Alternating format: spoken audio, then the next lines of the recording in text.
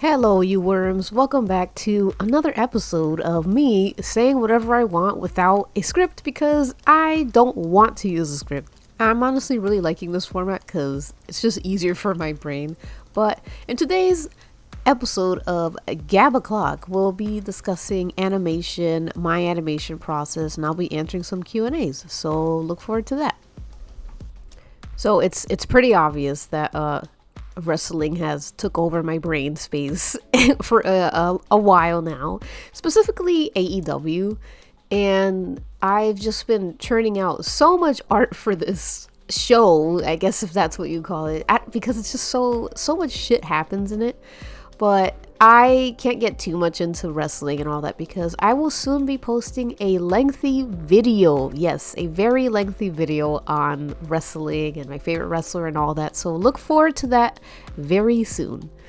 So this specific animation is just Christian Cage, who is a beautiful middle-aged man who I see as a man-hating milfy woman. But since he's won the TNT belt, he's been doing some weird shit. Like, he's just a very James Bondy villain, but also like has this weird father complex where he keeps wanting to steal people's kids and become their father. It is so funny. Like, he took some white baby named Nick Wayne and he's like, I'm your dad now, and that's just how it is. And now he's like also the father, I think, to Luchasaurus, which is the dinosaur. Wrestling is wacky, kooky bananas, and you can see why I'm obsessed with it.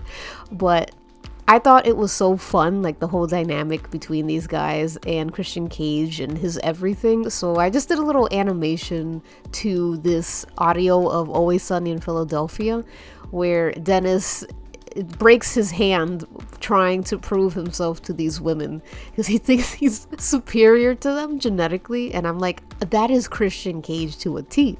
And I think it fits so well. Like, Christian Cage is constantly being like, I'm the greatest gift to mankind, I'm better than you, you stink, I am your father, and then he immediately gets bitched out. It's funny every time.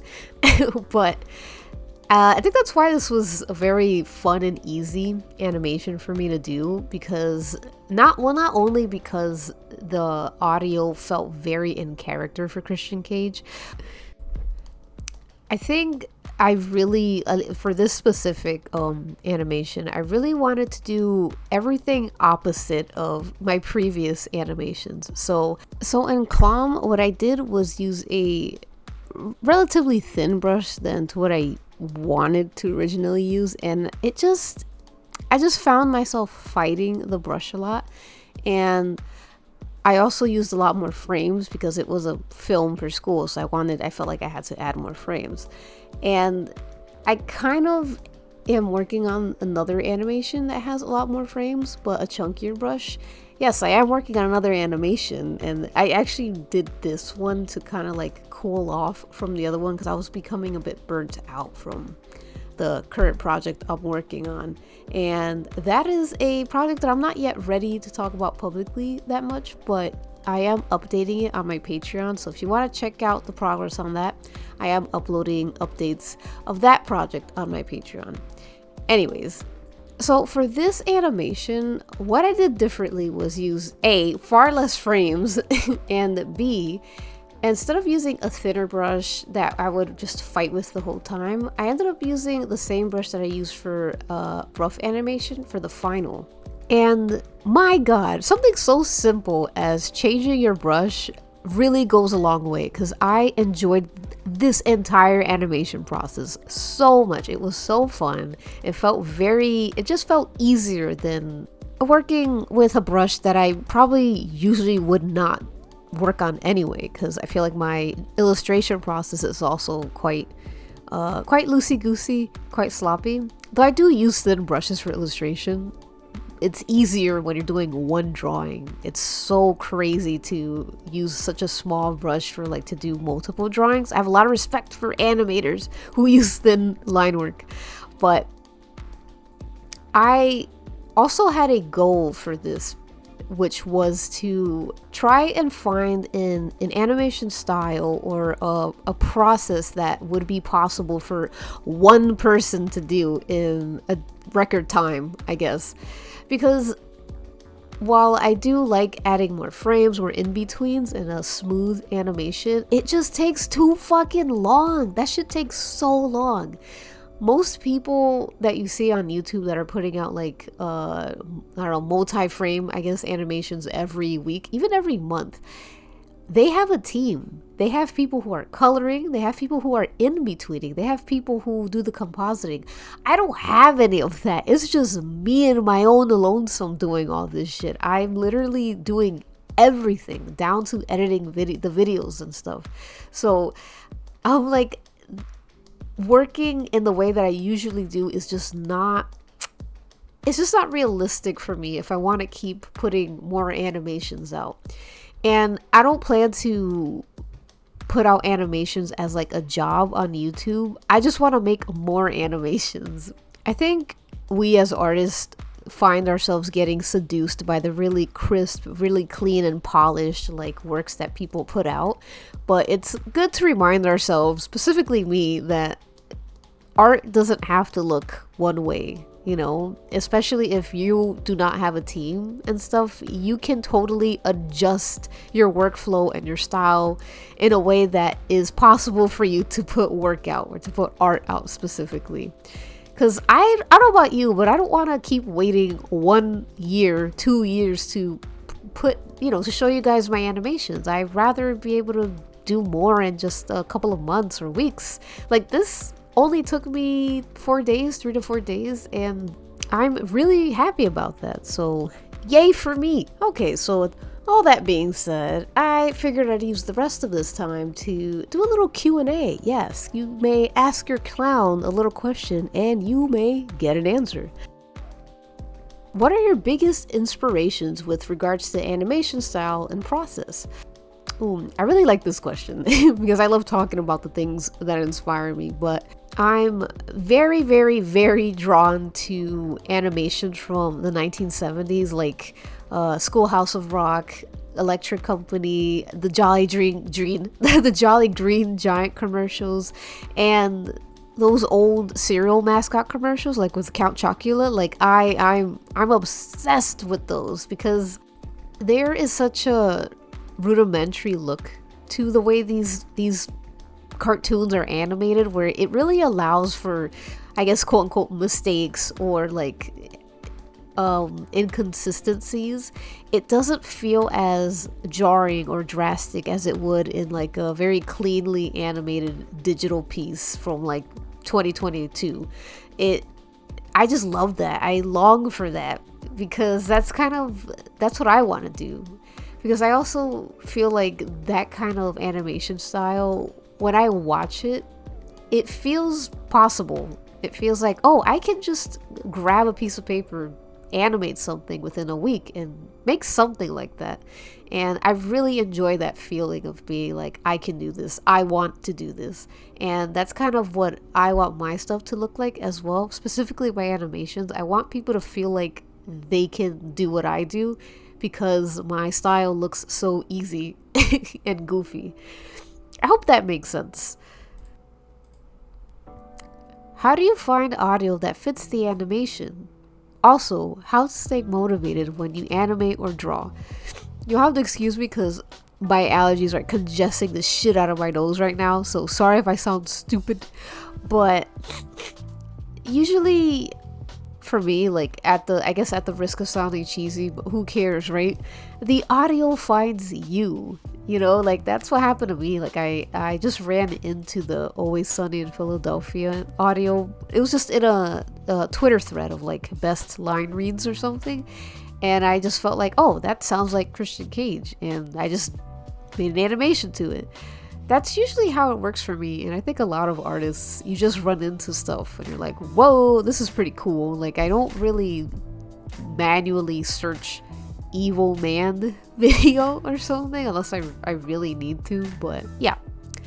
And as for motivation, truly what motivates me is seeing things to its completion. I know I've mentioned this in my other Gab o'clock where I said that I finish like 98% of my projects. And it's true because I like the idea of finishing things. I don't like just having an ambition and just be like, all right, well, I'm not going to do it. Like it still happens to me sometimes, but it doesn't happen that often because I'm just like, I'd rather see it finished and kind of ugly than be like, I could have done something like that. I wish I had tried. I wish I had started. What's that old proverb? The master has fucked up more than the novice has even started. I don't know what it is. I like that quote though, so I kind of live by that. So yeah. So this question I lumped together because it was essentially the same question of how do I keep coloring consistent and cohesive in my animation. At least that's what I think Jennifer was asking as well. But this is pretty easy. What you basically do is, and this is what I did, was take a frame and just shrink it to a thumbnail size and make it so that you can color under it. You know, play with colors, play with whatever looks right, and do that for every camera change. That's what I do. For every time the camera changes, or at least a scene change, I take the thumbnail of one part of that scene and I figure out what I want the overall colors to be, and then I work off that. I don't know if I have a video of me doing it. Maybe I could find one, or let me see if I could just fucking.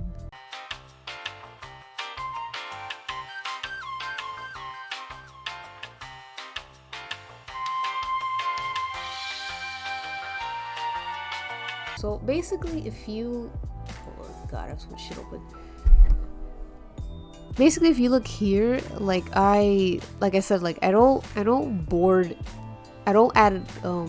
color key every single frame. I'll just take like the main bit, like this part where Dicky does the splits. Like it's just this one part because this is a few frames. We just need the key color for this part, and then the next is just the next shot, which is the crowd, and then Dicky because I need to know what his clothes will, or what he will look like in this color setting, and then the next one, which is Dinky and his lady, Danny, and this is also a few frames, but this is one single shot, and you just need the basic color for that one single shot, and of course the morphing into the dreams, the end of the dream sequence, and it's this, and it's kind of the same. It's the same for the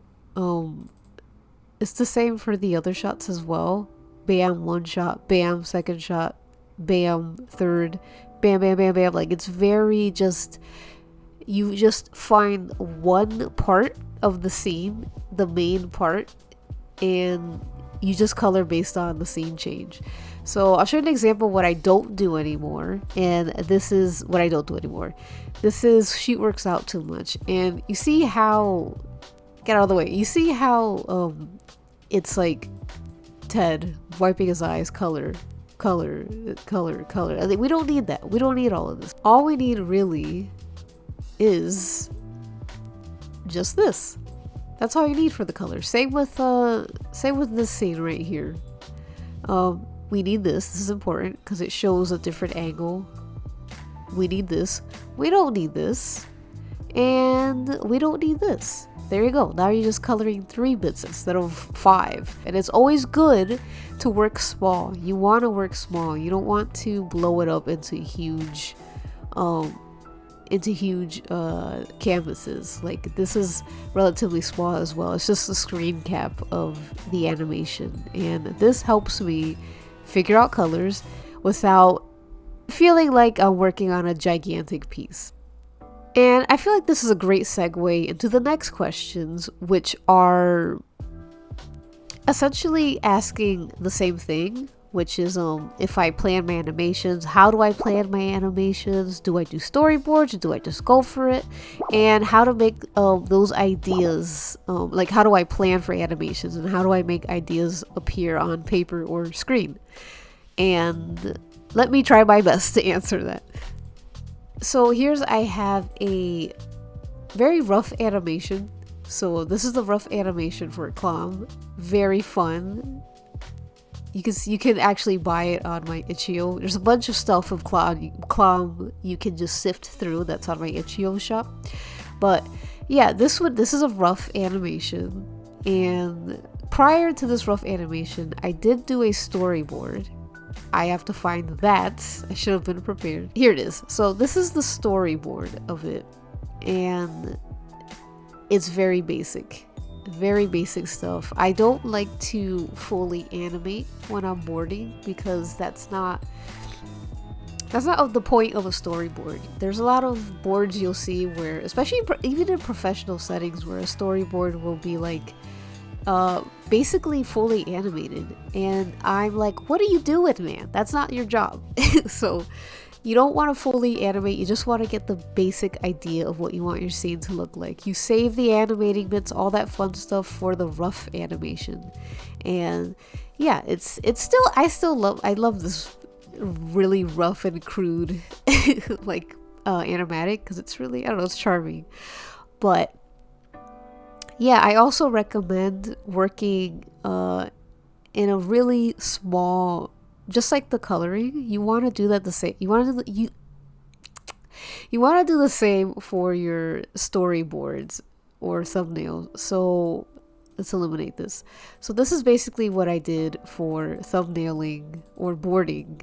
She Works Out So Much. Very small squares, because when you're working smaller, you get a better idea of what you want your scene to look like, and it's just so much less intimidating. And working on something that's like working on a 4,000 by 4,000 canvas, it's too much pressure. And now I might have mentioned it already, but this is an animation, the one I'm doing right now with the Christian Cage and wrestling. This is one that required no thumbnail prior. I just kind of like went into it because it was A, very short, and B, I just knew exactly what I wanted from it. But in the case of Clom, as you can see, it required lots of thumbnailing, lots of research. Like, there is a lot that went into this very short film. Like, to get one of my favorite bits of the film, which is the part where Danny grabs Dinky's face to give him a kiss, but instead she just squirts water in his face.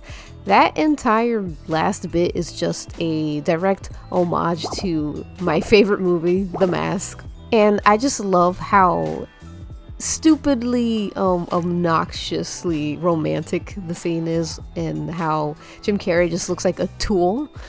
And I wanted Dinky to have that exact same presence to him.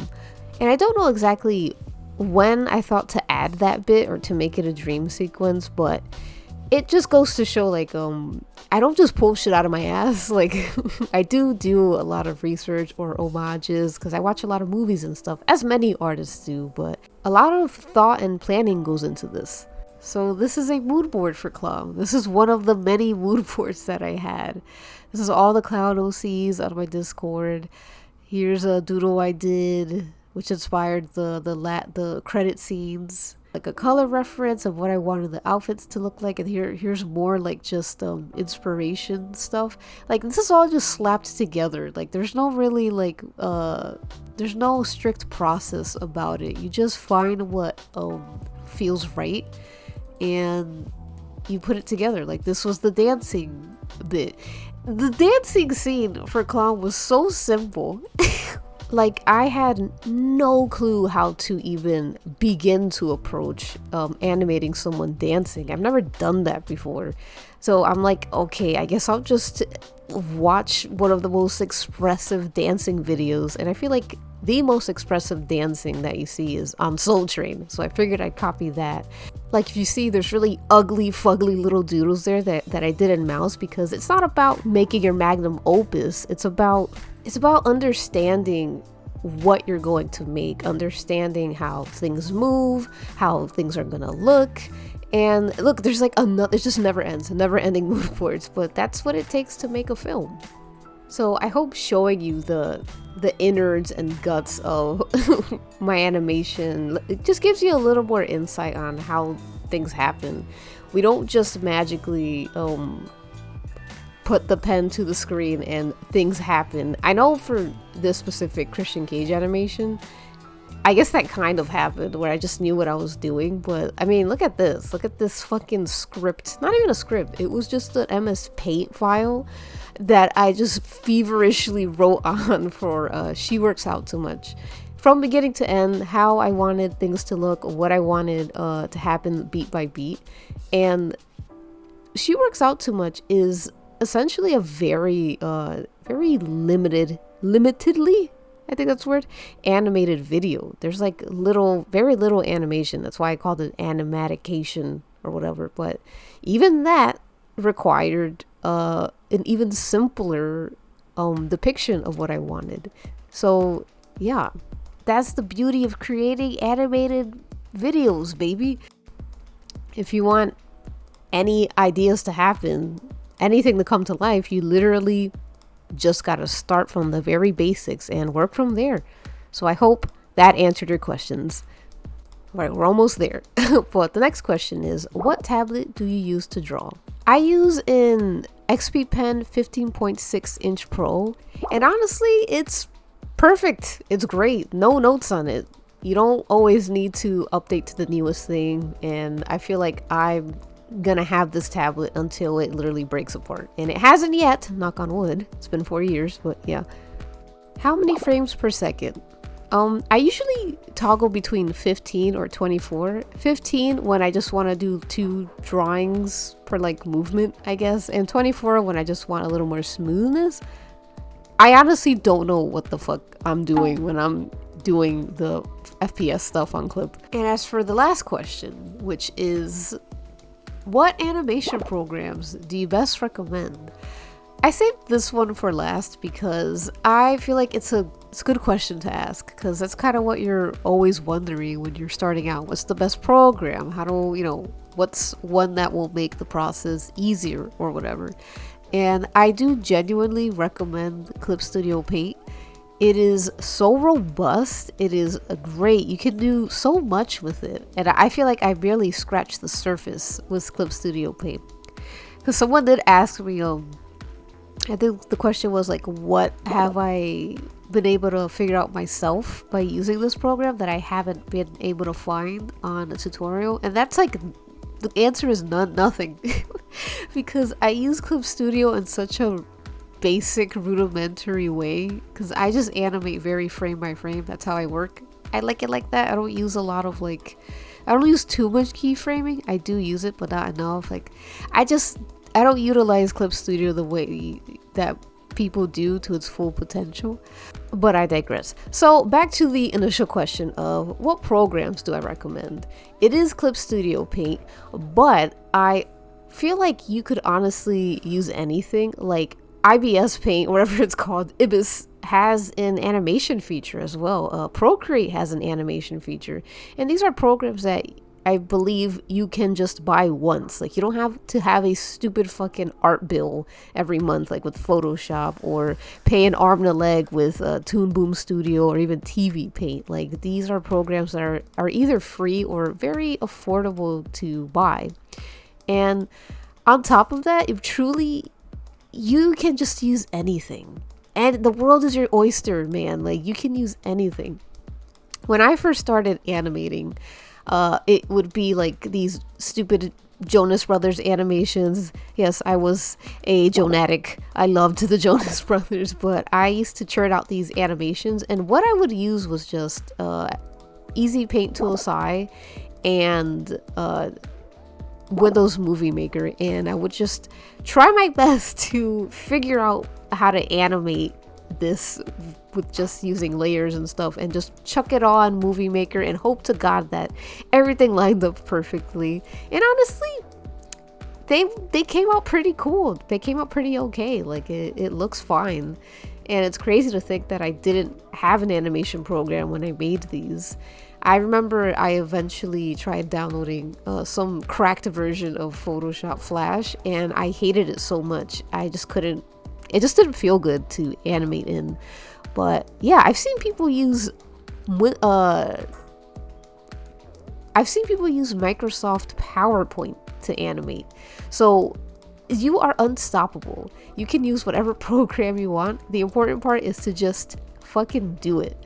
So yeah, I hope that I've answered all of your questions as well as I could have. I hope I was coherent, because I realized that I took a allergy, or it was an appetite enhancer pill, and it made me so fucking goddamn drowsy. So I sound like I'm lobotomized throughout this video, but I hope that I at least answered your questions, and I hope that you pick up a pen, start animating, and yeah, I'll see you in the next one. Bye. Biggest of thank yous to my patrons: Star, KMM, Mita Pancake, Mandy, McMarthy, Fred by Dawn, Pero, Ragna, Khan, Little Meg, Snooka Snurk, Bromibs, FedEx Candy, Worthy Kids, Clown Snot, May, Skoen Stotus, Lunchworms, Sneeze, Renee Oma, Jaws, Melody, Isle of Lines, Example Text 88, Inga, SE Links, EP, Smart Alex, Stinky Poo Poo, Izzy Is, Craig, Clown Emojis, Grayson Severed, Indy, Halo, Catherine, Kat, April, Kennedy, Mariah, Faith, Wizard Fancier, Kip, L, The Gay Cousin, Art by Con, Jasper Stark, Mochi, Pippi G, Tired Elric, Summer Thunders, Chanel, J Luhu, Scout, Pidge, and Fish. Thank you so much for those amazing names, and thank you so much for choosing to support me on Patreon. I upload so many things on Patreon. As I said, I'm uploading a work in progress of an animation that I am keeping a bit on the down low at the moment, but I am uploading progress of that on Patreon, and I will be also showing you sneak peeks of other videos that I'm working on as well. It's a very busy summer for me, but I hope to see you guys at my Patreon, hopefully rooting for me, and I will be thanking you with many hugs and many shout outs. So thank you again for watching, thank you for supporting me, and I hope to see you in the next video, and some of you in my Patreon. Alright, see ya, bye.